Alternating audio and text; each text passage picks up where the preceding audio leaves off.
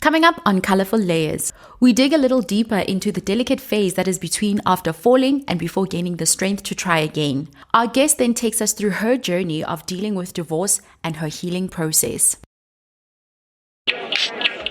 Welcome to the Colourful Layers podcast, a platform for unfiltered women conversations. My name is Khomotso Taji, but you can just call me Moto. I'm a former radio broadcaster with a love for storytelling. Join me each week as we plug up the courage to peel through life's sometimes beautiful or messy, but always colourful life stories and experiences with amazing women from various walks of life. Hello, everybody, and thank you so much for tuning in. Today's episode is titled The Staggering Phase. It's actually inspired by the saying often used, if you fall, dust yourself off and try again. But there's often a period that is between falling and actually having the strength to stand up and dust yourself off that gets neglected. And that's what we're calling the staggering phase. Often if healing and inner work is not done to gain yourself back during this phase, one can often fail to get up and move forward. Or it's during this period that learnings and healing can actually come after such experiences. And this is what will help you gain the strength to get up. And depending on how murky, muddy, or dusty the area you fell on was, do the dusting. There are various causes to this phase: loss of loved ones, failure, tough seasons, or even heartbreak. And the list goes on. In the movies and TV shows, we often see individuals' experiences with heartbreak as simple as rallying up the girls who bring the ice cream, wine, and a session of bad-mouthing of the ex to enable one to get back up on their feet. Unfortunately, or fortunately, life is not that simple. Well, actually, let me speak for myself. Because I will tell you now that my experiences have definitely not been anywhere near that prim and proper. If I had to pick an image to try and capture it, it would be the popular meme of Kim Kardashian having an ugly cry. Yep, take that image and multiply it by 100 times and then imagine that being me every night before going to bed, a few minutes in the morning, and maybe a short lunchtime session in between meetings in the bathroom. But there is also quite a bit of value that I place during those seasons in my life, because in that pain, certain kinds of self-awareness, healing, and growth have also blossomed from them. Cognitive neuroscientist Dr. Caroline Leaf writes about how mind-body research links how one's thoughts and feelings being able to affect the physical structure of the brain and body, and that 75 to 98% of illnesses come from our thoughts. Our guest today is Tanjo. She takes us through one of her life staggering phases, which was dealing with a broken marriage. She talks about how her heartbreak had physical implications on her health and how she was able to take control of that process and find her healing.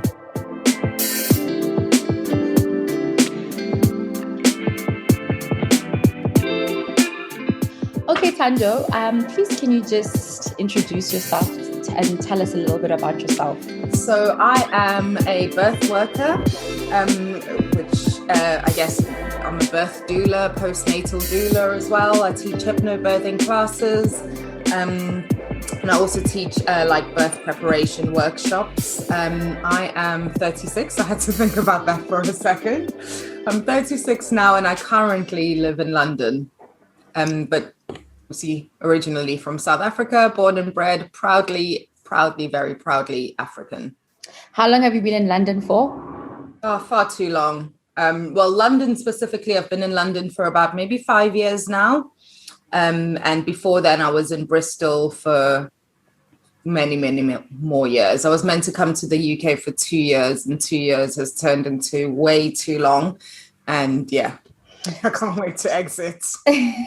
So would you say in terms of obviously your experience of living in South Africa and then moving to the UK, which do you prefer, or what qualities do each country, what qualities do they have that you like? The one thing that I like about living here is just the safety aspects. You know I can go out at night, all night, and I know that my physical safety will always be there. But there's also quite a lot of stuff that I've always said I'd never want to bring up children in the UK, because there's a particular kind of aggression, microaggression when we talk about racism. For me, I truly feel that the UK, the history of the UK is painted as though it's this country of peace and love, or like milk and honey and riches. And it's far from that. You know, there are lots of children here who live like below the poverty line. There are lots of people who are just not very well and healthy. And yeah, it's not somewhere that I would want to bring up my children being a Black person at all, you know. And there's certain aspects that I love, I cherish about South Africa. I love the diversity in terms of like different languages, you know. I love learning languages. I've tried to learn a few languages whilst I've been here. I speak a little bit of like Spanish and some Arabic as well. But for me, like, it matters being around people who look like me, you know, and I want to live in a place where I'm not in the minority. So for me, South Africa is, or just anywhere in Africa, like I consider Africa home. I remember one of my friends a few years ago, and it still remains one of the best compliments that anyone has ever given me. And he just turned around to me and he was like, "You're like the most African person I know." And I was like, yes, that is like my number one compliment of all time. As you know, in today's topic is obviously we're talking about the staggering phase. We actually had a common friend. I don't know if you remember. She once made, I don't know if you were there actually, she once made an example of, and I think that also is a good example that encapsulates it of, it's almost like you have a bowl filled with marbles, and then somehow they just unexpectedly fall, crash, and then all the marbles are like, you know, rolling into different, you know, areas in the room, and you're just like panicking and, you know, trying to like grab all of them at the same time. And I feel like that's actually like the staggering phase, where you're just like all over the place trying to like pack up all those marbles that are like rolling all over. Yeah, exactly. And I think that's a very good, vivid description of it, you know. And then in that part of the process, I guess maybe the best thing to do is just also let the marbles fall, you know, because you're not going to be able to hold it all together and catch them. Like, just letting it fall, you know, and like you can stagger gracefully, you know. I like that. That's actually a very interesting way. And then would you say that, because I think that, you know, over the years, you kind of develop some kind of process that helps you when you are in a period like that. Would you say that you've developed some kind of process? And if so, has it gotten better or worse over the years? And the reason why I say that is because I feel like over the years, the older I get, I feel like I feel more. So it gets harder to deal with things. I think I would describe myself as being somebody who's always felt things very intensely. You know, I've been like what most people would call emotional. I think we all are. We all have an emotional self, but sometimes society encourages us to like either like dumb down our emotions, mask them. We hear all kinds of like unhelpful phrases, or we hear this thing of like the strong Black woman, and it's like, oh, okay, that's something that's amazing. And it's like, no, actually, like, we are vulnerable. I've always believed that like within all of us, we've got our inner child, you know, and sometimes that inner child needs some TLC or needs a hug and needs to just cry it out, you know. Like, I work with babies, so sometimes you just see a baby who for apparently no reason just starts crying, and I'm like, okay, let it out, you know, let's feel those emotions.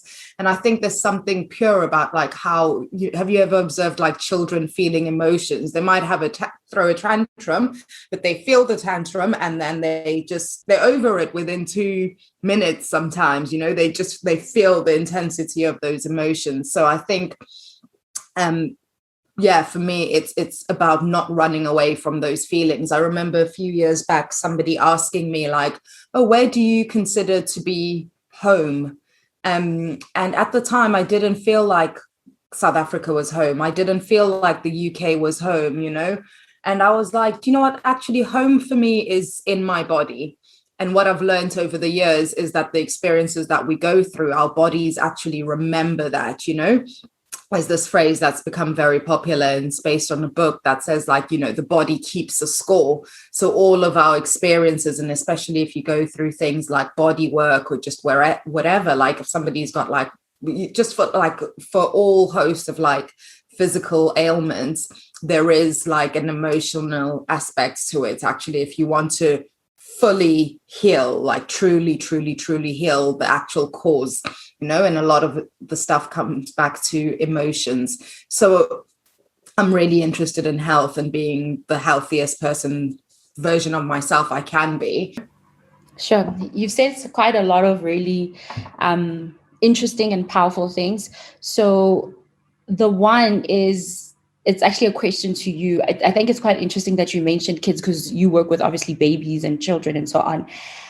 Would you say, because you know, like how people always look at when you're a child or children as, you know, they're young, they don't really know what's going on. But would you say that in a way, children have a way of expressing or dealing with their emotions better than we do as humans, because we learn all these things as we grow up that actually stand in the way of us actually dealing with our emotions? Absolutely. Yeah. Children haven't been conditioned to go, okay, actually in society that these are the expectations, you know. I find that like children can be our biggest teachers, you know, like they come from this like pure place in my mind. I think like they just like so pure, like, you know, they express things. If they're not happy with something, they're going to tell it to you straight. They're not going to try and sugarcoat things. So I think that the way that babies and children express emotions, I feel like that is something that we should encourage. And also, you know, over time, as we grow up, we teach kids that certain things are not appropriate in society, and that's often because adults are uncomfortable with dealing with those emotions. So we try and like dumb down all of those things. And and I think, you know, I was reading something earlier today about like the things that we regret the most at the end of our lives. And often not actually expressing how we feel. In all the articles and studies that I've read about this, the research says that's one of the key things. So I think just there's something about living authentically and also just being vulnerable with emotions. Normally we go through this thing where we're like, oh, what will people say? We're so concerned about what we look like to the world and how we present that. And that can be like such a burden, actually. Like I just believe in raw truth, you know? Interesting. I think before we get into, you know, just like a specific staggering phase that you went through, it's also quite important to talk about the fact that, you know, it's not always graceful, you know, when you're going through the staggering phase. There's also, you know, times where maybe you may not like the version that you are. Like maybe you mentioned anger. You may act out of anger. You may act out of different emotions that are not necessarily seen as positive. But that's also still part of the healing process. Yeah. Yeah. Okay. And I guess it's about like also allowing or like welcoming all of yourself into that space. You know, I'm not interested in being like, okay, I'm this perfect person. Like nothing is perfect, you know, so I don't expect that of myself or of anyone else in my life. And yeah, at times it's not graceful. It's about just really not pushing away those emotions. I feel like, yeah, you've got to not care about how it looks on the outside and actually just be authentic to you, be authentic to those feelings, you know.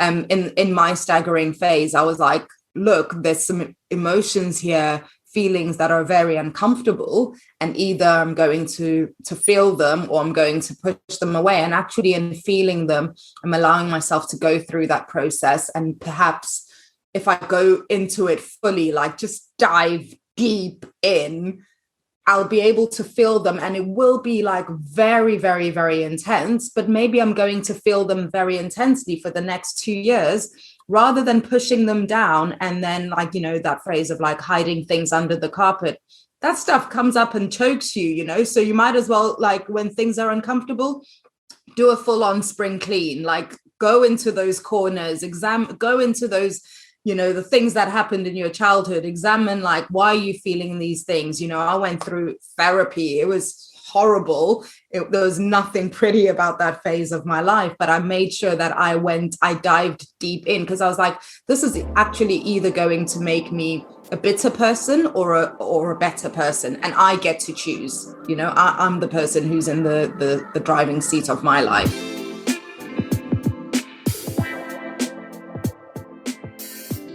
The most hardcore, I think, even probably like still to date, there's been a number of staggering phases in my life, like absolutely.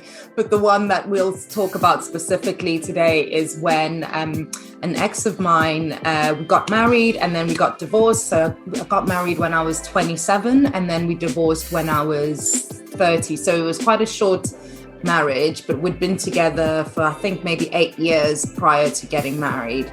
And that phase of the relationship breaking down, that was the staggering phase. There were some dark moments at that stage. I remember waking up and being annoyed and really angry at the sun for coming up. I was like, my world is broken, like everything has stopped in my world. Like I'm down on the floor, all of the marbles have crashed. You're scrambling.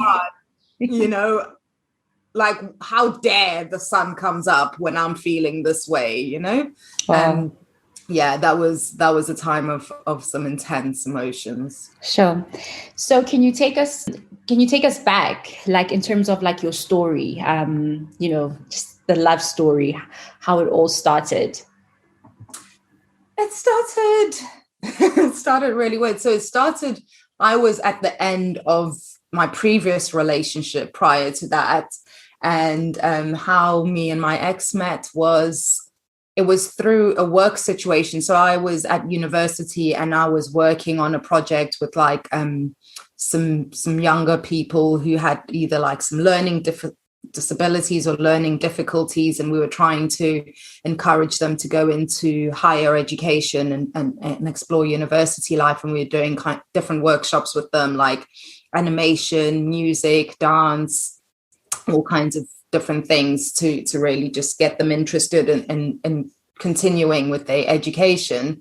And I've been doing this job at the university for a few years. And then 1 year, my ex was the person who is leading the music workshops. He's a musician.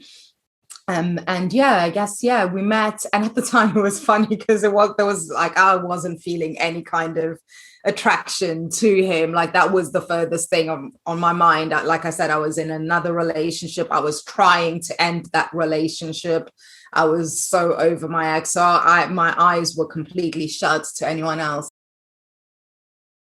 Me and him went for to grab a juice after one of the sessions, and we were just talking. And what I liked about him is I felt like I could actually talk to him as a friend. He was the first person that I told that I was like, you know what, I'm in a relationship that I want out of. Like this relationship is not helping me to, like, I can see the trajectory of this relationship. If I stay with this person, I'm never going to be fully myself. And I need to get out. Like I've been looking for some kind of excuse to be like, this is the reason I'm breaking up with this person. And he's not giving me any reason, it was a bit of a bizarre. So that thing of just like, we started off as friends, I was able to really talk to him as friends. We spent some time together before anything like that happened. People said to me, like, after a few days, like, what is going on with you and him? Like, there are sparks flying. And I was just like, you guys are crazy. I'm not seeing that at all, And obviously I found out later he was interested from the beginning, but I was just not I was just dealing with my situation. So I was not seeing that. And then gradually we became closer.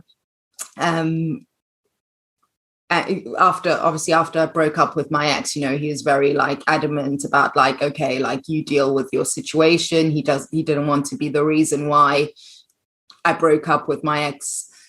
So yeah, there was a friendship that built up over a few years, and then we consciously decided to enter into a relationship. And I think it was lovely starting off as friends, because it meant throughout our relationship, even when things got tough, we were able to say, can I talk to the friend in you, you know? And what does marriage life look like? Tell us about the highs and lows. It was fun. It was so exciting. I think like there's this narrative that we don't see so much of in society about like, oh, marriage is hard, you know? But for us, like we've always been, the thing that brought us together, I think, was this exploration and knowing that actually we're going to be the people who carve out our own life paths. We're not interested in what society tells us and how to live our lives, you know? We really connected over that. So yeah, it allowed us to just actually play out our own marriage. It wasn't based on what society thought a marriage should be about.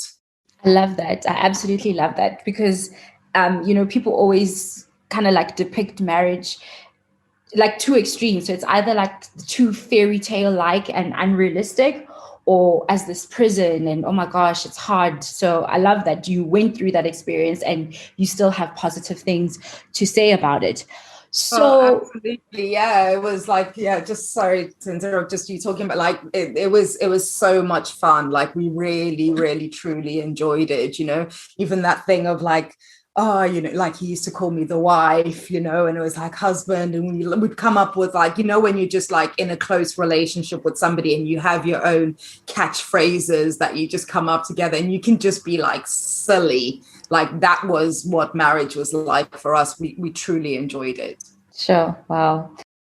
When did things start falling apart? Was it before you guys actually got married, or after? It was before, but like actually it showed up in our marriage. So before we got married, there was some infidelity on his part. And I get annoyed every time I try and explain this, because I'm like, no, he didn't sleep with somebody else, but there was some emotional cheating. And for me, it was cheating was cheating.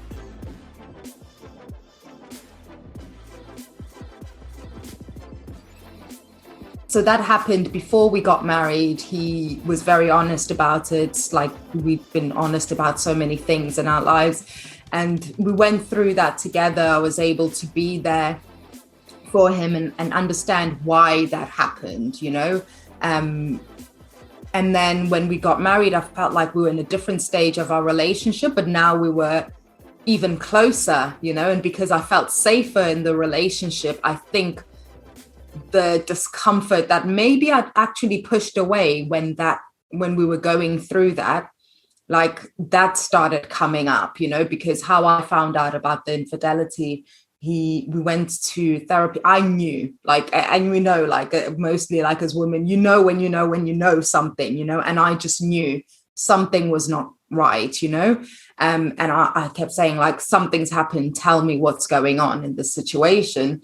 And then he arranged for us to go and speak to a therapist, and he told me what had happened. And like, let's just say I didn't stay for the rest of that therapy session. What happened?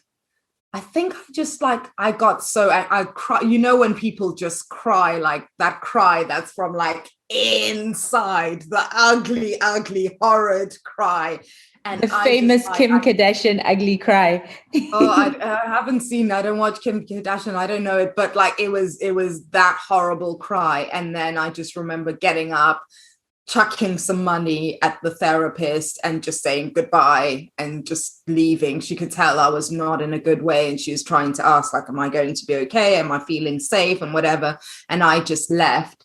And then I was trying to walk home from that, and I just kept falling like on the side of the road and just crying so much. I didn't care what it looked like, and I would just like stop, and it was like snotty, teary, horrible mess. I was sitting on the side of the pavement, you know.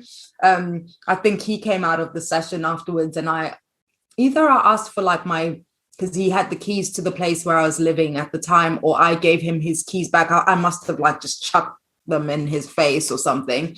I told him to come and get all of his things from my place, and which he did.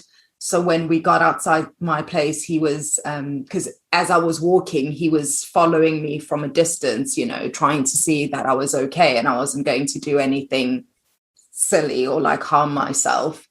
And then I remember I had like a retreat or like some women's kind of workshop retreat type of thing to go to the day afterwards, and we used to share a car, so we still needed to communicate, and I had a bit of a distance to drive to get to that place. So he went to my place because I told him, you need to get your am I allowed to swear in this podcast? I don't know.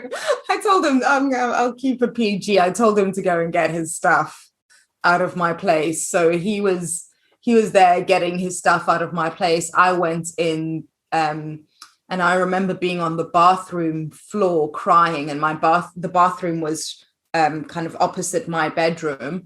And then I was just like, I haven't done anything, and here I am breaking. I was like literally staggering, crying on the floor. And suddenly I just got this surge of energy, and I went into my bedroom, and my fist was there, and I just knocked him out.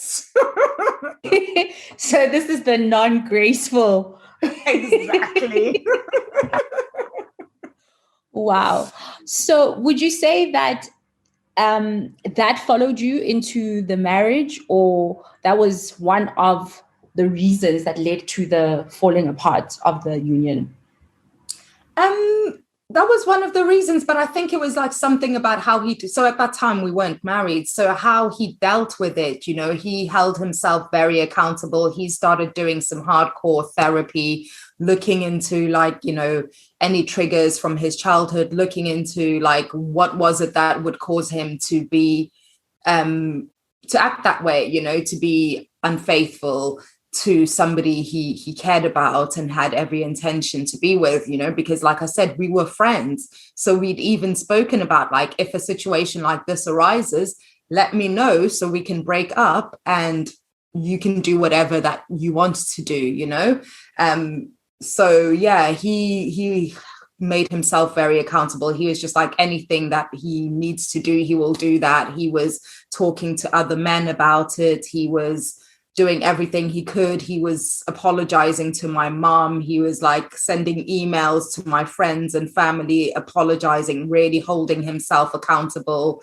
And it was an ongoing work for him. This was a major staggering phase for him. I would say it was probably the most staggering phase of his life. Like he really, like the repair that he tried to do and the accountability that he took, I think got us to a stage where we were then able to come closer again, not immediately, because obviously I was really angry. So then we became closer, we got our relationship back on track, and then we were faced with the decision about getting married, and I wasn't sure about that. And I thought like we were just going to go and visit his grandparents, and you know, he wanted to stop off somewhere. Next thing I know, the guy is down on bended knee asking me to be his wife, you know.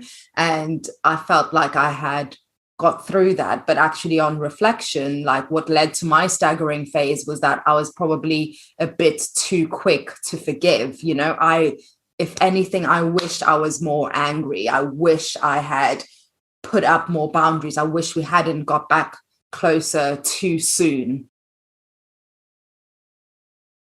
So then when I was in the safety of our marriage and everything was really great and we felt safe, and, you know, he was talking to my mom about paying lobola. He was, you know, we were planning, because the marriage that we had, like the wedding was just a very simple wedding. It was like at a registry office. And then we were planning like a way bigger wedding like in South Africa, and then another wedding that was going to be like a much bigger phase. So we were like, okay, part 1 of 3 of the weddings is done, you know, and we just needed to do that because of the time frame at the time.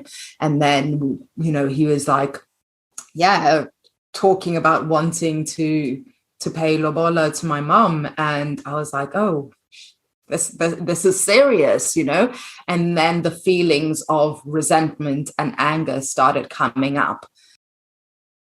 And then when I was faced with those emotions, I was like, and we were talking about having kids, you know, and I just felt like, I don't know if I've forgiven you, truly, truly forgiven you. I don't know if I feel safe in this. I don't know if I can trust you and actually just have that pure connection that we've had at times without looking at you and feeling like you've really disappointed me, and I truly forgive you. We'd have days where things were really lovely, we were connecting, and the thought or the hurt that I'd felt from what he'd done would just come up in me, and he would feel that straight away, and our day would just go down the drain, you know? And then that kept on happening so many times, and I could feel like I was not happy, you know, I hadn't dealt with that, you know, and because there was just something about the safety of our marriage and our connection, and the continued desire to keep it as pure as possible, you know, in terms of like just a true connection and being able to show our real selves, you know. That's what I mean by pure, not this like without any tarnishment, but being able to actually show up and share ourselves fully, you know, the good, the bad, the ugly, the vulnerabilities. And yeah, it was heartbreaking, you know. It was just this thing that was in our relationship that was always there, and he could feel it when he could feel my sadness, you know, and that made him sad. And then we came to a stage where we were like, is actually living together helping it with the healing that I had to go through, or is it triggering me every time I see him, you know? And it was hard to admit that actually the times when I was hurting the most were the times when we were next to each other and I wanted to feel even closer. But those thoughts, it felt like really intrusive thoughts. They were coming to me way more than they had at the time before we got married. Take us to the day where the word divorce or separation came by. Like, what was your day like? How did it come up, and what were your emotions? Gosh, there were many days that led up to this. It wasn't like just an emotion that, or like a decision that just came very quickly. It took months and months. There was this whole toing and froing. Are we together? Are we not? You know, we just moved into a place, and then I was like, look, this is harder to heal with you being around. And because he'd done his healing, he was like way ahead of me in terms of forgiving himself and going through this and getting over it. So he was trying to suggest things that might be helpful for me to do in order to get to where he was. You know, he was excited about having kids and moving our marriage ahead. And because I felt like he's the one who brought these emotions up and brought this into our relationship, I didn't want to get the solutions from him. You know, it was like, you can't be the cause and the cure at the same time. And just because I'm still like 50 steps back from you in my healing process, every time you're saying, come here, like, you know, get through it, get over it, go to this person for therapy, I was like, no, F you, actually. Like, you don't get to tell me what to do, you know, you don't get to be in charge of my process. So then I ended up like, one of my friends moved into the place, and, you know, he was staying with one of his friends on the sofa, like, you know, just going through his own thing, crying, not knowing, like, is his marriage still going to work? And then it was quite a few months of like, you know, we'd have conversations every now and again. And maybe I can't remember if we were like, okay, let's agree to like talk once a week about it or whatever, or how frequent the communication was. But it definitely, it was a gradual process getting into the stage of talking about separating. You know, we hadn't mentioned the word divorce until we were well and truly completely separated and we'd both moved on with our lives. So yeah, like I remember the day when we were talking about it, and the day that like I fully felt like the hugeness, you know, of we've broken up, you know. And I think at that stage I was like, oh, I'd have days like obviously where parts of me wanted to feel close and be like, okay, I feel like we can heal, and days where I was like, I hate you so much right now. And like it was just like the being in limbo, like, are we here, are we there? And that was draining. That was so draining, you know. For me, I'd rather have a yes or a no rather than this in-between phase of not knowing where I stand, you know. But it wasn't a decision that you could make like straight away. It wasn't like, okay, do you want milk in your coffee today? It was like, this is going to affect the rest of my life, you know, and so many other people's lives, you know, like our families obviously knew each other. I was very close to his family. I was in a country where I don't have any family here, you know. So like family was his family as well. His family didn't know what had happened beforehand, you know. So even when we were going to like family functions, like we'd still turn up together, you know, and then come back home and then go our separate ways, you know, sleep in different places. So, and we were just trying to figure all of this out. But I remember there was a day when he came over and then we were talking through things. And I was like, okay, what if, like, you know, let's talk about the possibility of us getting back. And I just knew that like, that was so... He was telling me about how hard things had been for him. You know, he'd moved from his friend's place. He'd had to then go and like look for a shared place and live with like other people. And he was like, I know this has been like your process and I've really wanted to respect it.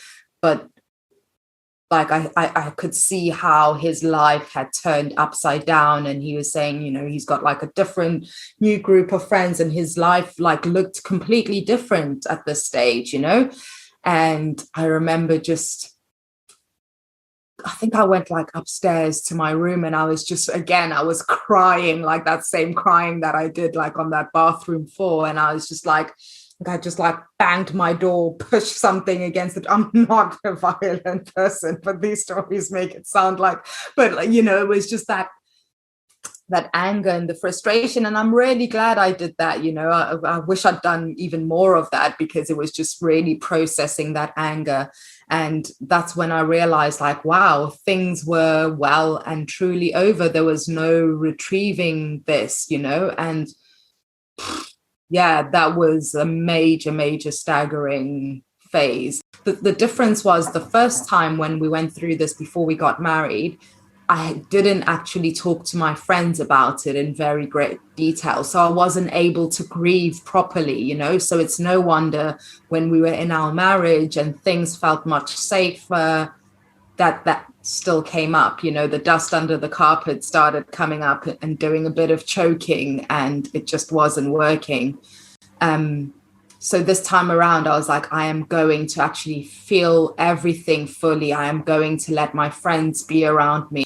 I remember there was a weekend where friend after friend kept coming and people were bringing flowers. It was like a funeral, you know, every time the doorbell went, I'd open the door and a friend would be there and I would just start ugly crying and, just did that fully and really allowed myself to feel the full scale of the emotions, feel the sadness, feel the anger, feel the disappointment, feel the longing for things to be different, feel everything. And I feel like that was where the healing took place for me. Wow. Not running away from those feelings, really truly facing my feelings. And it was a decision I made consciously. You know, I was like, some people could go through this in their lives and actually not feel this, not allow themselves to feel it, but it's going to stay. 10 years time, I'm going to be dealing with this. You know, I didn't deal with it when it happened, I don't know, 2-3 years ago, however long it was before when it happened.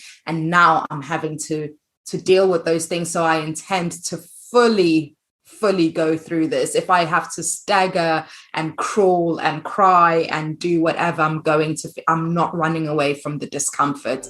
I'm going to face it head on. And what was the hardest part, I think, for you about the marriage, you know, falling apart? Because, you know, you described how fun and amazing and you guys were friends. So now you're in a place where you've realized it's over. What were some of the hardest parts about it? I think it was like losing a friend, you know, somebody I felt really close to. Like me and him were like, we were like, if you like the black sheep in our families. We were like so determined to live our true authentic selves, you know. We really wanted to like explore, like find our own spirituality, find our own purposes in life, find out who we were. Like we were open to life. We were like, you know, we would talk about so many different things, and it was like just having somebody where I could talk to without judgment, and feeling like I'd lost my best friend, you know. That was the hardest part. Sure. Yeah, I can imagine. Yeah. And I think the hard part about it was also, you know, with his family, like losing that, you know, because like I said earlier on, like his family became my family. And then when we broke up, like I remember a conversation I had when he told his parents that, like, you know, our marriage was breaking down and we had separated. And then they gave me a call and I spoke to them. And that was the last time. I haven't spoken to them since, you know. And I think that was the hardest part as well. That was, wow. Yeah. And you talk about, you know, there were days where you would wake up and feel angry, and how dare the sun come up. You know, it's almost like a dark cloud had settled in your life. How did you cope? Because that's the funny thing about these phases. Everyday life is continuing. You have to go to work, family, friends, you know, work people. How did you cope? I didn't. I felt like I wasn't coping. I just, sometimes going to work was good because my mind could have a break from feeling, you know, because like I said, I really wanted to feel the intensity of the emotions, because I was like, you know what, if I feel this fully and I don't run away from it, I might be heartbroken and in this dark place for the next 2 years. But if I push it aside, it's going to take me 20 years to get over it. So Tanjo, what's your choice? Are you going to feel it fully and get through it, go through it, not get over it, because that was not an option, you know? So it was like, yeah, like felt like I'd been hit by a truck, you know. I remember a specific day where I went to a dance workshop, not because I wanted to, but I was actually covering for the teacher, so I had to, you know. And I was talking to a friend of mine. Actually, she's my friend's. Well, she's a friend of mine, but also is her daughter. Her daughter's my age, so she's a bit older. And I remember talking to her about what I was going through. And she's, you know, much older. She's gone through heartbreak herself. She'd been married and divorced, and she'd been in a new relationship. Like, she was so much more experienced. And I just said to her, I feel like my heart is breaking physically. There is something in my chest that doesn't feel right. And then I came home from that dance class and I was sitting on the sofa, and I found it so hard to breathe. And I was just like, my chest was so heavy, but there was something physically like not well, you know? So when I spoke about like physical symptoms, like in our bodies manifesting through emotions, like for me this time around, it was like because of the emotions I was feeling, they were causing this, what felt like literal heartbreak that I was going through. And I remember thinking, oh my gosh, if this doesn't stop, I'm calling an ambulance, like something is not right, you know? So then I went to, I think I took a shower, and I was like, if I'm still feeling like this, I'm calling an ambulance, because this is not safe. Like that's how hard it felt. And then I felt better after the shower. My housemate came back. I spoke to her, went to bed. The next day I cancelled work and I just went to the doctor and told the doctor I needed to go for an x-ray because something's not right in my chest. And she wasn't believing me. And I was just like, do you know what? Book that x-ray. I went for the x-ray.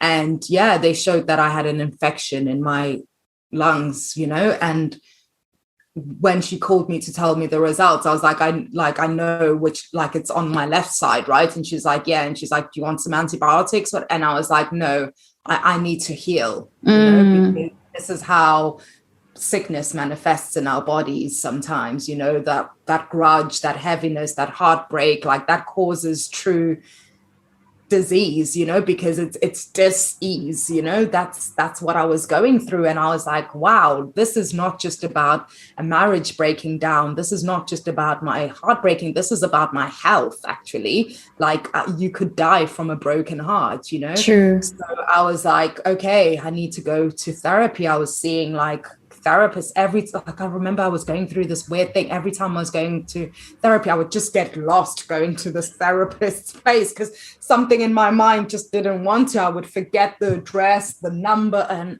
but I dragged myself there week after week. I would go to work, you know, and work felt like a bit of a respite, like I said, from the heaviness of those emotions. But I truly just reached out to people.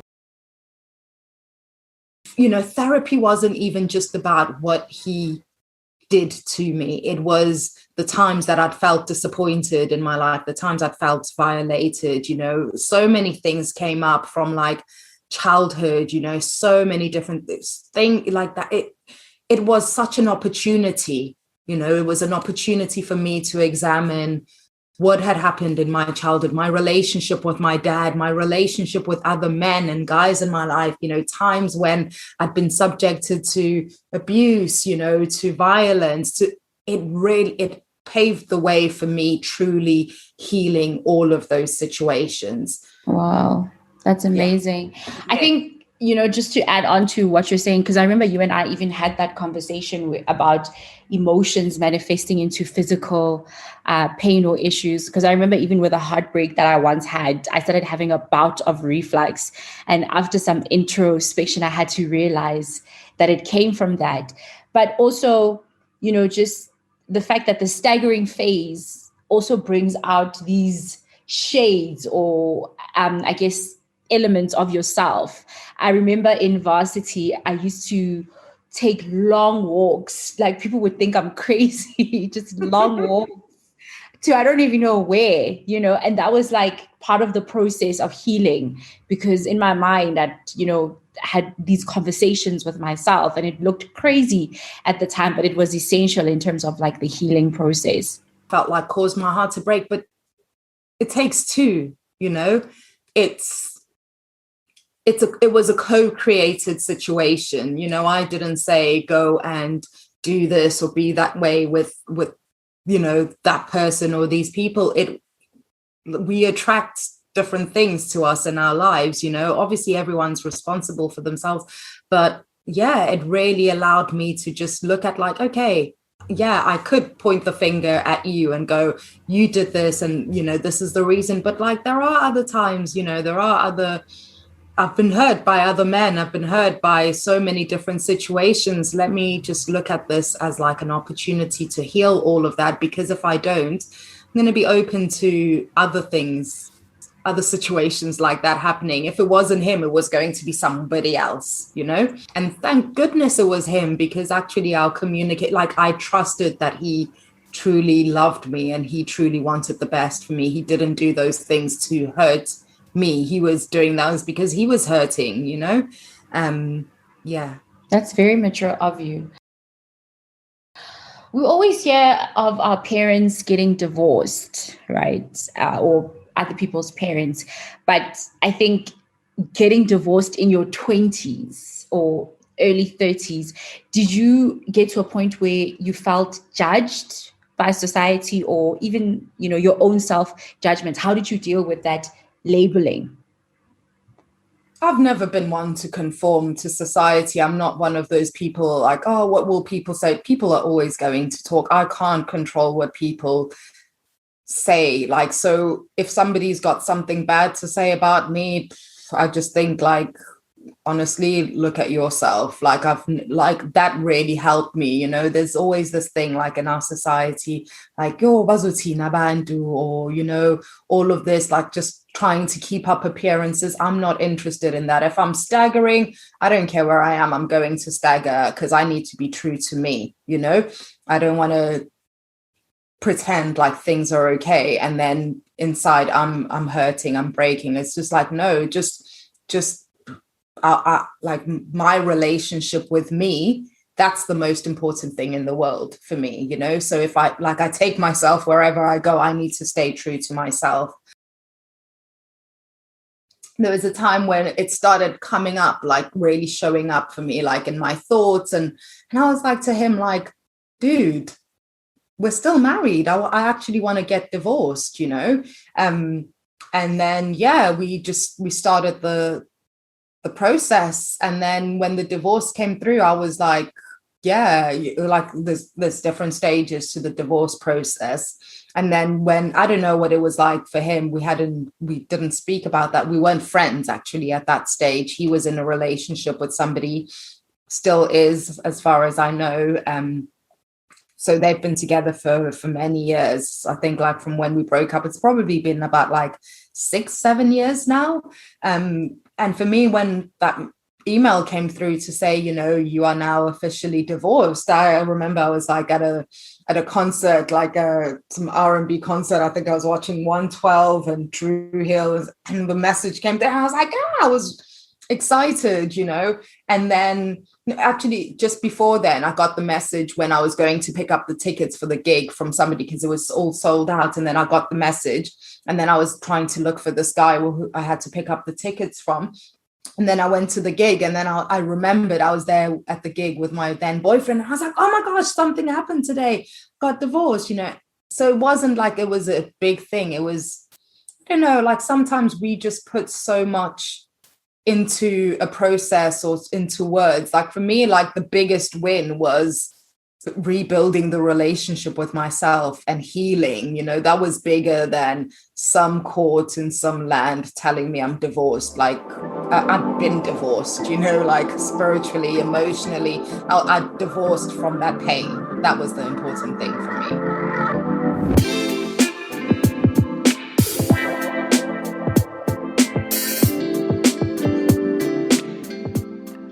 Do you still remember the day that you found out that he's moved on? And how did you feel? I had to think about that. Yeah, I do remember. Because my friend found out, like where we lived, like it was one of those cities where like people knew people, you know. So one of my friends had found out from somebody, and they said his name, and they're like, oh yeah, his girlfriend's going to be there. So she called me, and then she told me this. And then I think we decided to meet up, and we've only ever done this once. This is not a reflection of who I am anyway, but we decided to go and play tennis. So that was the day I found out. And I thought I'd gotten over the marriage breaking down, but then to find out that he'd moved on, to expect that he, like, it wasn't like he's seeing something, like you've got a whole girlfriend and people on the streets know about that. Like, what, where, when, why? Like, so then, like, yeah. And I just, when I heard that, like, you know, my friend was like, yeah, you still up for tennis today? And I was like, yeah, we never do this. Why not? Let's do it. And then we came back home. And then, like, at home, I just like fell down on the floor, staggered again, cried. And you know what? 2 days later, I was absolutely fine. I was like, I want him to experience joy, actually. Like, that's like that's what I want. Like, I want everyone in the world to like, we're all here for growth and learning, and actually our relationship just gave us that gift of being able to learn more about each other, but most importantly to learn about ourselves. And what a gift, you know. Wow. Yeah. Really, really and I think, you know, in just in terms of what you just said now, in the falling down and just that 2 days of being down, there's also just that element of having to remember to get up, because sometimes the staggering phase can become almost like a safety net where you just can just stay there longer than you actually have to feel sorry for yourself, feel sad. But sometimes you just have to be like, that's enough. Now it's time to get up. Exactly. And I truly believe there are no mean people in the world. Like, nobody gets up and thinks, do you know what, I'm going to screw up so-and-so's day today. He didn't ever get up and go, do you know what, I want to try and F up Tanjo's life. I want to take her through the worst. Like, it was not a conscious decision, you know, it happened because of circumstances. So I was like, okay, I'm feeling sad. What's behind the sadness, you know? Or what's behind the heartbreak? I'm heartbroken because my marriage has fallen down. Okay, why? So now I'm feeling sad. What's behind the sadness? Oh, I really wanted it to work. You know, I'm grieving because there's this thing that I had hope for, and now it looks very different, you know, and actually going behind those emotions. It's almost like peeling away the layers of the onion, you know, and going, what's behind that? Actually, let's be real here. Am I sad because he's a bad person? No, I'm sad because I truly loved. I opened up. Like, the gravity of the heartbreak was a true reflection on how I opened up to love, you know? And I just thought, you know what? I am going to allow myself to open up to love again. And I'll do that again. And if I have to go through this, I will go through it, because actually it's made me who I am now. I love the self-talk. I'm like noting it for myself. It's good. Noting it for myself. It's good. Love that. The Tanjo before the divorce and the Tanjo after, is there a difference? And what does moving on look like now? A huge difference. There's a truly a huge difference. You know, before I was like, maybe I wouldn't be true to my feelings, you know, like now when I've got something going on with any relationship in my life and something doesn't feel good, I'll go and talk about those things that are hard, you know. I will be more vulnerable. When I feel things, I don't escape from them, you know. I will have conversations, whether it's with, you know, clients, with friends, with family members, with anybody, somebody I'm dating, you know, I'll talk through the hard things, and it just means that my relationships just look a bit more authentic now. Wow. And would you do it all over again? Obviously not with your ex. Would I do marriage again? Yes. Yeah, I would. Absolutely. 100%. And gosh, like, I would even do it with more confidence now, because what I've been through makes me such a better person. 100%. I'm more open. Like, I made the conscious decision. Do I close off my heart or do I open it up again? And I just think, like, for me, the way that I see relationships, I'm like, you know, the purpose of music, the purpose of religion, of dance, of art, you know, all of these things that try to open up our hearts, it's to bring us closer to ourselves or to the universe or to God or whatever it is. And it's to open up our hearts. And I'm just like, I will continue to open up my heart. Like, yeah, there's no doubt about that. Like, it's a beautiful thing, you know. I still love and appreciate love. When I see love, be it love between a couple, but, you know, between, I don't know, somebody and their pet, or, you know, parents and children, I'm just like, this is a beautiful thing. Like, how amazing. Wow. It's quite interesting that you say that, because often I've met 2 or 3 guys who have gone through divorce and they're always like, nope, not doing that again. So it's quite refreshing hearing that you would be willing to go through it again. Yeah, I would, because I've truly have done the spring clean. The corners are squeaky clean, you know, like, yeah. And again, I'm just interested in my growth as a person and learning the lessons. And if I have the gift of connecting with somebody who is up for that, you know, where like, it's a beautiful thing to meet somebody you want to open up your heart to in that way. And to some guy or potential guys listening and saying, Tanjo, where is Tanjo? Is there room for a potential, or are you taken? Oh, no, bring the application forms, my brothers. Bring them, like, you know, send in a reference from wherever, from your friends, your exes. Like, of course, I'm open. Yeah, like, send it through to the podcast. We can do the shortlisting. Yes, I'm open. Wow, friend. Amazing. Thank you. That's it. You're welcome. And just like that, we have come to the end of our episode. A big thank you has to go to Tanjo for opening up and sharing her story with us. Could you relate? Was there any inspiration that you took away from her journey? Please feel free to comment, like, and subscribe. Thank you so much for tuning in, and please be sure to catch the next episode.